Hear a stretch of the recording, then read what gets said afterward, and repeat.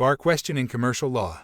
1. Acting as president of Maharlika Car Dealers Incorporated, entered into a contract of long-term lease with Antonino over a large commercial property along Pasong Tamo Avenue owned by the latter. When Antonino received a better offer for the commercial property, and having learned that MCDI was not formally incorporated with the Securities and Exchange Commission, he sought to have the contract of lease nullified on the ground that it was void for lack of the essential element of consent, since the lessee was not a juridical person with capacity to contract. May 1, acting on behalf of MCDI, which is in the process of incorporation, legally insist on the enforceability and binding effect of the contract of leases against Antonino. Explain your answer. May I answer? No, Juan, acting on behalf of MCDI, cannot legally insist on the enforceability and binding effect of the contract of lease against Antonino.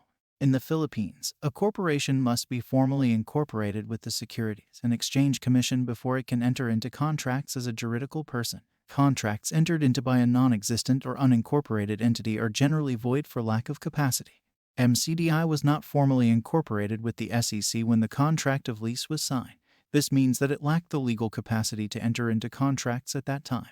Since MCDI was not a juridical person with the capacity to contract when the lease was executed, the contract is void and unenforceable against Antonino.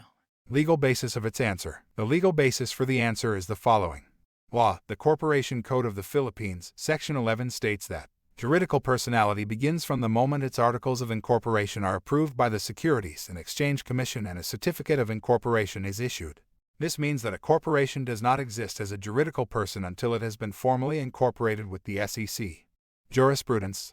In the case of Republic of the Philippines versus Court of Appeals and Philippine National Bank, the Supreme Court held that contracts entered into by a non-existent or unincorporated entity are generally void for lack of capacity. The court stated that a corporation is a juridical person separate and distinct from its stockholders. It has its own personality, rights, and obligations. It can enter into contracts, sue and be sued, and acquire and possess property. However, a corporation cannot exist without the issuance of a certificate of incorporation by the Securities and Exchange Commission.